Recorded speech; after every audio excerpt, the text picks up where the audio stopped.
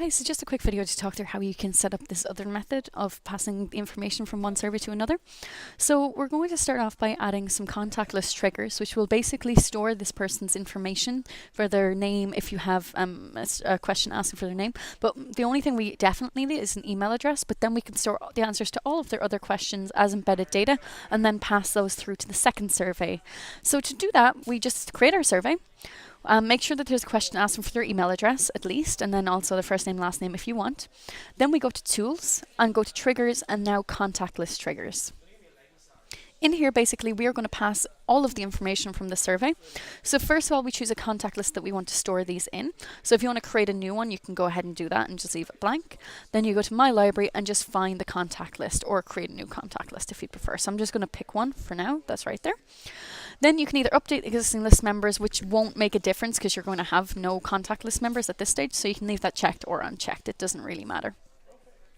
Next, we choose where our first name is going to come from. You can leave all of these blank except for the email if you want to. So I'm going to pull in my email first, and that's going to come from a question, and it's going to come from question 15, and it's going to come from the email area. So now I'm piping in the value that they've given for email into email, and I'm going to do the same for first name and last name as well. But this is completely optional as long as you have an email address. So that's it. I want to leave these other two blank, but now I want to start passing all of the answers to my other questions in as embedded data. So I'm going to click on Add Additional Fields. I'm going to call this one Q1. So I'm going to do the exact same thing as we did before in the other one, but I'm going to call this Q1, and then I'm going to pull in the answer from question 14 and then selected choices. Then I'm going to go for Q2. And then this one's question 13. And this one is a matrix table question. So I'm going to do selected choices again to pull in all of the selected choices.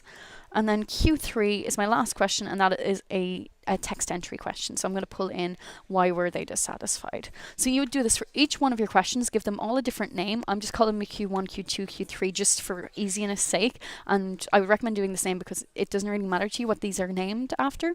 It will just save you time in the long run if they're quite short and easy to remember.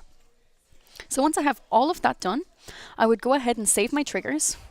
Now, when someone takes a survey, they will be added to my contact list. All of their answers will be stored as embedded data, and all of their first name, last name, email address will be stored as contact list fields. So now what I do is I go to my second survey. I can still distribute this survey using either the anonymous link, or I can email out now to my contact list to send them all unique links. If you're doing it that way, you don't need to use an authenticator, but if you're going to be sending it out through the anonymous link, then you will need an authenticator.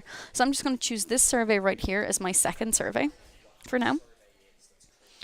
If you're sending this out to a contact list, all you will need to do is just add the embedded data to the top of the survey flow.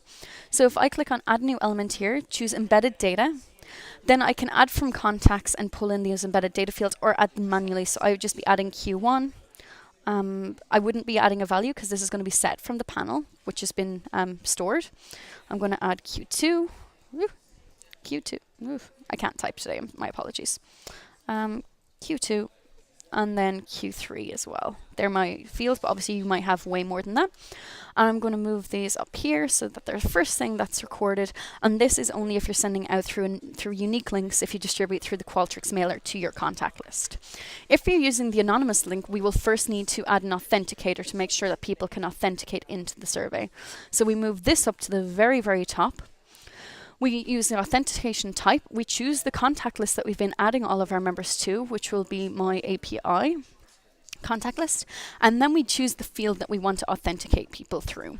So do we want to authenticate using their first name, their last name, their email address, or like an embedded data field or an external data reference? So in my case, I'm just going to authenticate using email. Now I can turn this into passwords so that it masks itself once they start typing, or I can pre-fill this as well.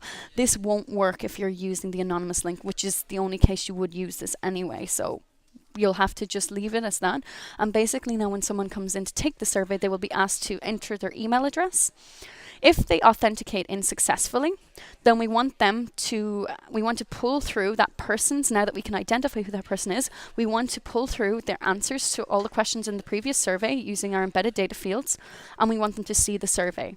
Everyone who fails authentication will not go down this branch and will not get assigned any of these, and will just continue down to the end of the survey. So just make sure everything you want successful authenticators to see is contained within the authenticator.